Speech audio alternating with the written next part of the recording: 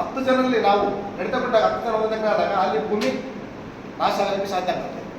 ಏತಕ್ಕಾಗಿ ಅಂದರೆ ಕಣಿವೆ ಮತ್ತು ನೀರಿನ ಅಂಶ ಆಗಿರ್ಬೋದು, ಪ್ರತಿಯೊಂದನ್ನು ಎಷ್ಟು ವಿಶಾಲವಾಗಿ ಭೂಮಿ ಆವರಿಸಿಕೊಂಡಿರ್ತದೋ ಅಷ್ಟು ಭೂಮಿ ಫಲವತ್ತತೆ ಸಾಧ್ಯ. ಭೂಮಿಗಳಲ್ಲಿ ನಾನಾ ರೀತಿಯ ಮಣ್ಣಿನ ವಿಧಗಳು ಕೂಡಿದ್ದಾವೆ. ಕೆಂಪು ಮಣ್ಣಿದೆ, ಅದು ರೆಡ್ ಸಾಯಿಲ್ ಅಂತ ಇರ್ತಾರೆ, ಬ್ಲ್ಯಾಕ್ ಸಾಯಿಲು. ಕೆಲವು ಭೂಮಿಗಳ ಮೇಲೆ ಯಾವ ಫಲವತ್ತನ ಬೆಳೆ ಸಾಧ್ಯ ಆಗ್ತದೆ. ನಾವು ಈಗ ಭೂಮಿ ಫಲವತ್ತತೆ ನಾವು ಕರ್ನಾಟಕದಲ್ಲಿ ಜಾಸ್ತಿ ಯಾವುದಪ್ಪ ಭೂಮಿ ಕೆರೆ ಸಾಯಿಲ್ ಅಂದಾಗ, ಬ್ಲ್ಯಾಕ್ ಸಾಯಿಲ್ ಅಂದಾಗ ಹತ್ತಿ, ಭತ್ತ. ಇದೇ ವೇಳೆ ಸರ್ಕಾರಿ ಸಹಾಯಕ ಅಭಿಯೋಜಕಿ ಶಾರದಾ ತಾಲೂಕು ವಕೀಲರ ಸಂಘದ ಅಧ್ಯಕ್ಷ ಎಸ್ ಮಂಜುನಾಥ್ ಗೌಡ, ಕಾರ್ಯದರ್ಶಿ ಎಚ್ ಪ್ಯಾಟೇಗೌಡ, ಪ್ಯಾನೆಲ್ ವಕೀಲರು ಆದ ಮಲ್ಲಿಗೌಡ, ವೆಂಕಟೇಶ ನಾಯ್ಕ, ಕೇಸಣ್ಣ ಹುಸೇನ್, ಹಿರಿಯ ವಕೀಲರು ಆದ ಪತ್ತಾರ್ ವೀರಣ್ಣ, ಎಸ್ ಶ್ರೀನಿವಾಸ, ಸಿದ್ದಲಿಂಗಯ್ಯ ಹಾಗೂ ಸಾರ್ವಜನಿಕರು ಉಪಸ್ಥಿತರಿದ್ದರು.